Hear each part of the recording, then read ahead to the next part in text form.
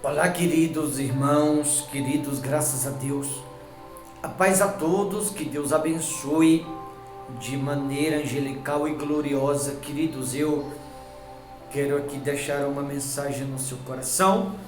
Você que me acompanha em algum lugar, eu quero aqui te mostrar a luz da Escritura. Quem está no caminho certo e quem não estão. Aliás, essa é uma pergunta que eu já ouvi de tanta gente. Muitas pessoas até já me perguntaram: pastor, como saber se estar ou não no caminho certo? Ora, a Escritura, ela tem resposta para todas as nossas perguntas. Não há pergunta que a Santa Escritura não tenha resposta para ela. Se você quer saber quem está no caminho certo e quem não está, é só você ouvir essa mensagem, se possível.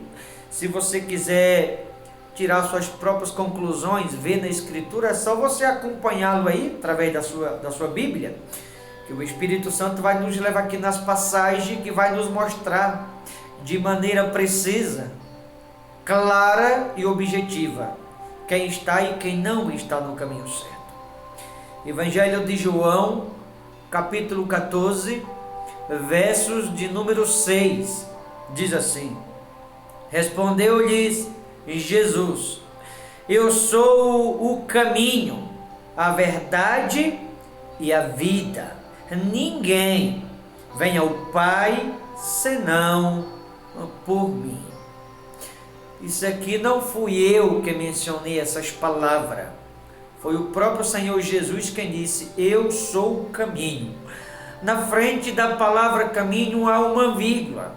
É para a gente parar, meditar um pouco, refletir, para que o Espírito de Deus nos aponte o que essa vírgula está nos mostrando, o que essa vírgula significa, ou o que essa vírgula representa: seu caminho, verdade e vida, como se fosse 3 degraus de escada: caminho, verdade e vida, uma coisa leva a outra. Mas veja que primeiro ele menciona caminho, verdade, agora vida. Com relação à verdade, se você for aqui no mesmo João 8,32, também no mesmo Evangelho de João, ele vai dizer assim: conhecereis a verdade e a verdade vos libertará. Então, para estar no caminho certo, a primeira coisa não é a verdade. A primeira coisa está em Lucas 14,33, para saber se está no caminho certo ou não. Lucas 14,33, olha o que diz: assim, pois, todo aquele que dentre vós não renuncia a tudo quanto tem, não pode ser meu discípulo. Ou seja, todo aquele que não renuncia a tudo quanto tem, não pode seguir, não pode ser discípulo, não pode estar no caminho certo, porque só pode seguir, ser discípulo, se renunciar a tudo. Então, o que renuncia a tudo passa a andar no caminho certo. E agora que renunciou tudo, passou a andar no caminho. Veja como é tão claro as coisas de Deus. Se renunciar tudo, pode ser. Se não renunciar, não pode, a não ser que renuncie. Porém, aquele que renuncia tudo, passa a andar no caminho certo. Agora o caminho vai nos levar à verdade. Sou o caminho, voltando para João 14,6. Sou o caminho, verdade. O caminho vai nos levar à verdade. E nesse caminho que vamos percorrer, a gente vai conhecendo mais de Deus. E aí a gente vai aprendendo o que a verdade de Jesus da nossa vida significa. Se complementa João 14,6 o que está lendo em João 8,32.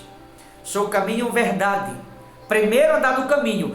Para andar no caminho tem que renunciar a tudo. Se não renunciou, não está no caminho certo.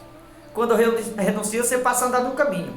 Se não renuncia, vai estar andando como em círculo, ou como cego no meio do tiroteio, sem saber para onde está indo. Por isso que a Escritura recomenda renunciar.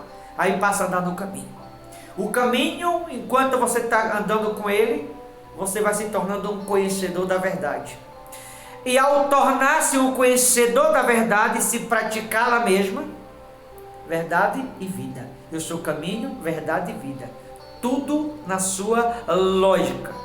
Tudo muito bem colocado. Tudo na sua devida ordem. Para estar no caminho tem que renunciar. Ao renunciar, anda no caminho certo. Aí está no caminho, enquanto vai andando com ele, vai se tornando um conhecedor da verdade. Se aceitar a verdade, essa verdade vai os levar à vida.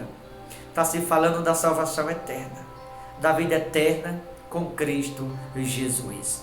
Mas veja que a Escritura ela é muito clara. Se você for no mesmo Lucas aqui atrás, Lucas 5, 9 e 11, olha o que vai dizer. Lucas capítulo 5, versos 9 e 11. Olha o que diz sobre deixar tudo. Lucas 5, 9. Pois à vista da pesca que fizeram, a admiração se apoderou deles e de todos seus companheiros. Aí diz no versículo 11. E arrastando eles o barco sobre a praia, deixando tudo, o seguiram. Veja que para seguir Jesus tiveram que deixar tudo. Jesus vai chamar Pedro para fazê-lo um pescador de alma, o barco está vazio. Pedro ia deixando tudo, porém o barco vazio para seguir. Jesus falou, não, joga a rede primeiro. Quando jogou a rede, encheu o barco. Aí Jesus falou, agora deixa o barco cheio e me segue. Pedro olhou assim para o barco cheio, Senhor, tem que deixar o barco cheio para os outros. Comigo é assim, não se deixa barco vazio para ninguém. É fácil deixar o barco vazio para os outros. Jesus fez encher o barco, agora que o barco está cheio, deixa o barco cheio para os outros e me segue. Deixou tudo para seguir.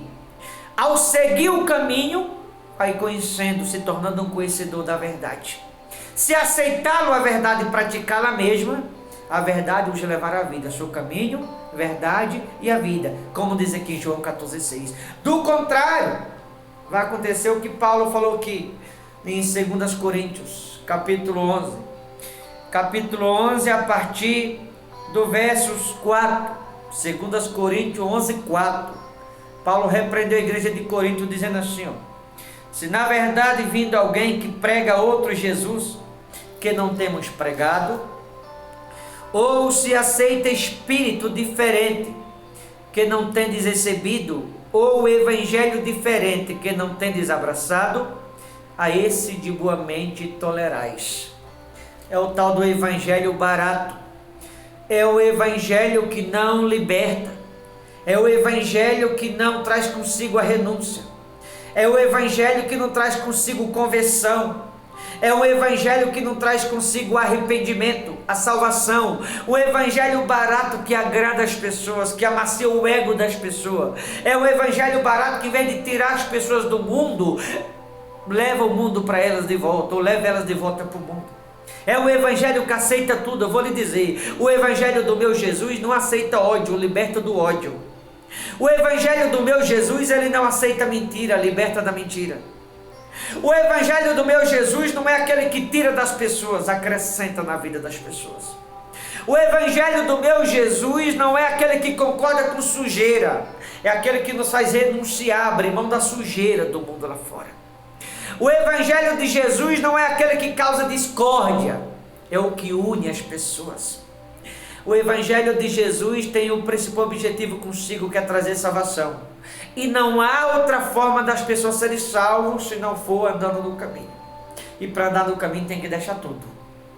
Aí ao andar no caminho se torna um conhecedor da verdade. E ao praticar a verdade, essa verdade nos leva à vida. E aí eu finalizo essa mensagem com uma pergunta para muitos que vão ouvir esse evangelho aqui, esta mensagem.